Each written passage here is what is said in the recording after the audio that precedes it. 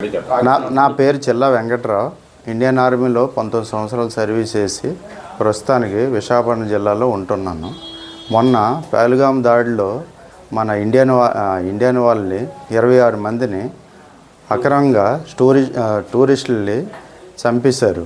కానీ దానికి బదులుగా మన వాళ్ళు భయపడకుండా మరుసటి రోజునే 2 ఉగ్రవాదుల్ని మన ఆర్మీ జవాన్లు వెళ్ళి హతమార్చారు వాళ్ళని. దీనికి ఎనీ టైం ఎప్పుడైనా పాకిస్తాన్కి మన ఇండియన్ ఆర్మీ గట్టిగా జవాబు చెప్తుందని మేము భావిస్తున్నాం.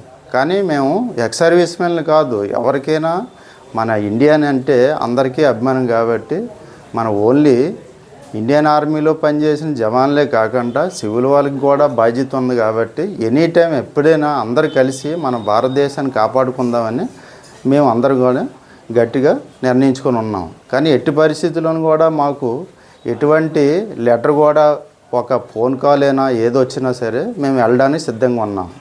ఎక్స్ సర్వీస్ మెన్లు అందరం కూడా ఇది మా తరపున చెప్పవలసింది. ఓకే. నా పేరు శ్రీనివాసరావు మేకల, సుబేదార్ మేజర్ ఆర్డినరీలో ఆర్మీలో 30 సంవత్సరాలు సర్వీస్ చేసి రిటైర్ అయ్యి ప్రస్తుతం ఎక్స్ సర్వీస్ మెన్గా తగరపురస్లో ఉంటున్నాను.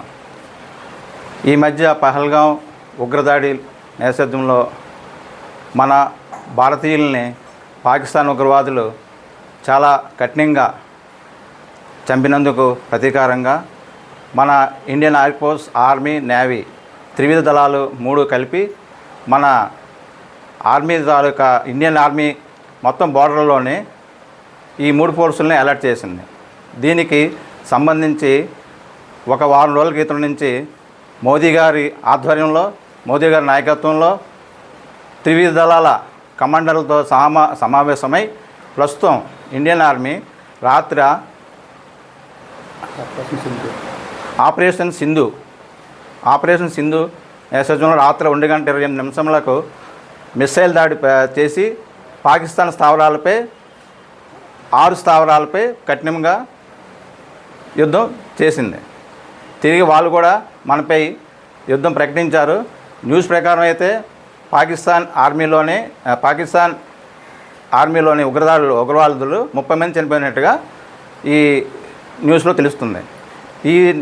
ఈ విధంగా ఇండియన్ ఆర్మీ పాకిస్తాన్ ఏ చర్యకైనా మనం భారతీయులందరం కలిసి ఇండియన్ ఆర్మీ త్రివిధాలు కలిపి 3 దళాలు ముందుకెళ్తాయనేసి అనుకుంటున్నాము. వెళ్తాయి కూడా. అలాగే సర్వీస్ మెన్స్ ప్రస్తుతం ఇండియన్ ఆర్మీలోని త్రివిధ దళాల్లో ఉన్నారు. వాళ్ళు కూడా దీనికి సిద్ధంగా ఉన్నారు. వాళ్ళతో పాటు ఎక్స్ సర్వీస్ మెన్లు మనం 40-60 సంవత్సరాలు పెట్టి రిటైర్ అయిన వాళ్ళు ఉన్నారు. వాళ్ళు కూడా ఈ యుద్ధానికి ఏ టైంలో పిలిచినా, రాత్రి అయినా పగలైనా పిలిచినా వెళ్ళడానికి సిద్ధంగా ఉన్నాము. ఫస్ట్ నా పేరు కొయ్య గురారెడ్డి అండి. నేను 1985లో ఇండియన్ ఆర్మీ పోస్టల్ సర్వీస్ డిపార్ట్మెంట్కి వెళ్ళాను.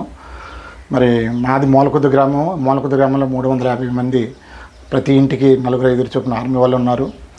మరి మొన్న జరిగిన జమ్మూ కాశ్మీర్లో టూరిస్టుని అతి ఘోరంగా వాళ్ళు చంపారండి. మరి దాన్ని అదేవిధంగా పాకిస్తాన్ ఇండియన్ ఆర్మీతో తట్టుకోలేక, ఇండియన్ ఆర్మీతో యుద్ధం చేయలేక ఉగ్రవాదుల్ని మేపి, ఉగ్రవాదులు పోషించి వాళ్ళని చిన్న సైడ్ల నుంచి దొంగ దెబ్బలాంటి కొట్టడానికి చూస్తున్నారు. మరి ఇండియన్ ఆర్మీ తలుచుకుంటే పాకిస్తాన్ ఎప్పుడో ప్రపంచ పటంలో కూడా ఉండదు.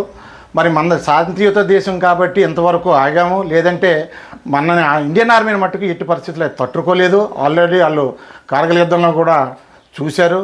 మరి వాళ్ళు ఇప్పుడు కూడా కవ్వింపు చర్యలే తప్ప కానీ డైరెక్ట్ కొట్టడానికి కానీ వాళ్ళకి ఎట్టి పరిస్థితుల్లో కూడా వాళ్ళ జీవితంలో కూడా ఇండియన్ ఆర్మీ మీద ఫైట్ చేయడానికి కానీ యుద్ధం చేయడానికి వాళ్ళకి ఎట్టి పరిస్థితులు లేదు.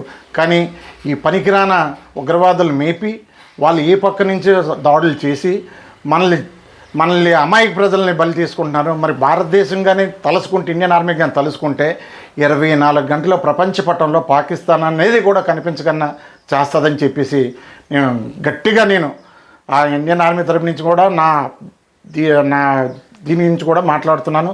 మరి ఇప్పుడు కూడా ఇండియన్ ఆర్మీ మీద యుద్ధం చేయడానికి కూడా పాకిస్తాన్ కానీ ఇతర దేశాలకు కూడా యుద్ధం చేయడానికి చాలా అనుభవం ఉండాలి. మరి అదేవిధంగా ఈ పాకిస్తాన్ను ఇండియన్ ఆర్మీ తలుచుకుంటే మరొక్కసారి నేను చెప్తున్నాను, ఇది నిన్న జరిగిన దాడుల్లో 9 స్థావరాల్లో మట్టి కలిపారు.